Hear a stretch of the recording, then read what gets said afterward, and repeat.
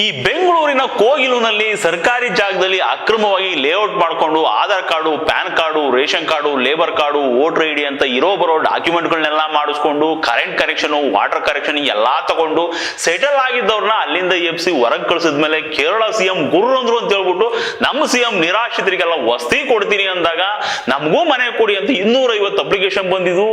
ಅಲ್ಲಿದ್ದಿದ್ದೇ 150 shed. ಇವಾಗ ಹಂಗೂ ಹಿಂಗೂ ಹೆಂಗೋ ಮಾಡ್ಬಿಟ್ಟು ಒಂದ್ 26 ಜನಕ್ಕೆ ಮನೆ ಕೊಡ್ತೀನಿ ಅಂತ ನಮ್ ಜಮೀರ್ ಸಾಹೇಬ್ ಹೇಳ್ತಿದ್ದಾರೆ. ಈ ಪಂಚಾಯತಿನೇ ಇನ್ನೂ ಬಗೆಹರಿತಿಲ್ಲ. ಅಷ್ಟರಲ್ಲಿ ಕಗ್ಲಿಪುರದ ಹತ್ರ ಒಂದು ಹಿಂಡು ಬಾಂಗ್ಲಾ ವಲಸಿಗರು ಬಂದು ಅಕ್ರಮವಾಗಿ ಜಾಂಡ ಊರವ್ರೆ ಅಂತ ಹೇಳ್ಬಿಟ್ಟು ನಮ್ಗೆ ಮಾಹಿತಿ ಬಂತು. ಅಲ್ಲಿ ಹೋಗಿ ನೋಡಿದ್ರೆ ಇನ್ನೊಂದು ಕತೆ. ಎಲ್ಲ ಒಂದು 5 ಫ್ಯಾಮಿಲಿಗಳಿದಾವೆ. ಎಲ್ಲರೂ ಸೇರಿಸಿ ಒಂದು 20-25 ಜನ ಆಗ್ತಾರೆ.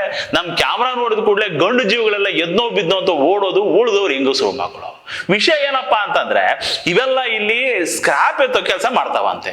ಈ ಸ್ಕ್ರಾಪ್ಗೆಲ್ಲ ಓನರು ಇವಮ್ಮ ಆಯಿಷಾ ಅಂತ. ಏನ್ ಮೇಡಮ್ ಅವರೇ ಇದು, ಯಾರು ಇವರೆಲ್ಲ ಅಂದ್ರೆ ಇವ್ರು ನಮ್ ರಿಲೇಟಿವ್ಸು ಸಾರ್ ಅಂತ ಬಿಟ್ಟು ತಿಪ್ಪೆ ಸಾರಿಸ್ತು. ಆಮೇಲೆ ಎಲ್ಲ ವಿಷಯ ಹೊರಗೆ ಬಂತು. ಅದು ಬೇರೆ ಪ್ರಶ್ನೆ. ಈ ಶೈಡ್ಗೆ ಒಬ್ಬ ಓನರ್ ಇದ್ದಾನೆ, ಅವನ ಹೆಸರು ಫಯಾಜ್ ಅಂತ. ಇದೇನ್ ಬಾಯಿ ವಿಷಯ, ಹಿಂಗೆಲ್ಲ ಅಕ್ರಮ ನಡೆಸೋರಿ ಬಾಡಿಗೆ ಕೊಡ್ಬೋದಾ ನೀವು ಅಂತಂದ್ರೆ ತಿಂಗಳಿಗೆ 10,000 ಕೊಡ್ತಾರೆ ಸಾರ್, ಏನ್ ಮಾಡೋದು, ದುಡ್ಡಿನ ಆಸೆ ಕೊಟ್ಬಿಟ್ಟೆ ಅಂತಾನೆ. ಏನ್ ಹೇಳ್ಬೇಕು ಹೇಳಿ ಇವಳಿಗೆಲ್ಲ. ದುಡ್ಡಿನ ಆಸೆ ಅಂತ ಹೇಳ್ಬಿಟ್ಟು ಮಾರ್ಬೇಡಿ ದೇಶನ ಆಸೆಗೆ, ದುಡ್ಡಿನ ಆಸೆಗೆ. ಇನ್ನು ಈ ಬಾಂಗ್ಲಾದಿಂದ ಬಂದವಲ್ಲ, ಇವು ಹೆಂಗ್ ಬಂದವು ಅಂತ ಕೇಳಿದ್ರೆ ವೆಸ್ಟ್ ಬೆಂಗಾಲ್ ಕಡೆಯಿಂದ ಬಂದವು, ಈಸಿಯಾಗಿ ಬಂದ್ಬಿಡ್ಬೋದಂತೆ. ಬಾಂಗ್ಲಾದಲ್ಲಿ 80,000 ಕೊಟ್ಬಿಟ್ರೆ ಹೆಂಗೋ ಮಾಡ್ಬಿಟ್ಟು ಭಾರತದೊಳಗೆ ಕಳಿಸ್ಕೊಟ್ಬಿಡ್ತಾರಂತೆ.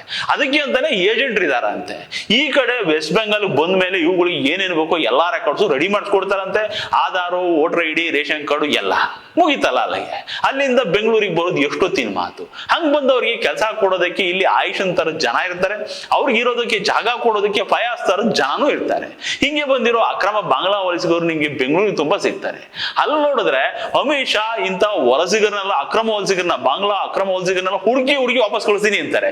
ಇಲ್ಲಿ ನೋಡಿದ್ರೆ ಇವ್ರನ್ನ ಬೆಚ್ಚಗೆ ಸಾಕೊಳ್ಳಕ್ಕೆ ಊರು ತುಂಬಾ ಜನ ಇದ್ದಾರೆ. ನಾವು ಹಿಂದೇನ್ ತಾನೇ ಮಾಡೋಕ್ಕಾಗತ್ತೆ ಹೇಳಿ. ಕಗ್ಲಿಪುರದ ಪೊಲೀಸನ್ ಕರೆದ್ಬಿಟ್ಟು ಇದೇನು ಒಂಚೂರು ನೀವೇ ನೋಡ್ಬಿಡಿ ಸಾರ್ ಅಂದ್ವಿ. ಅವರು ಇವ್ರನ್ನೆಲ್ಲ ವಶಕ್ಕೆ ತಗೊಂಡವ್ರೆ. ತನಿಖೆ ಮಾಡಿ ಅದೇನ್ ಕ್ರಮ ತಗೋಬೇಕು ತಗೋತೀವಿ ಎಂದವ್ರೆ. ಅದೇನ್ ತಗೋತಾರೋ ನೋಡ್ಬೇಕಷ್ಟೇ.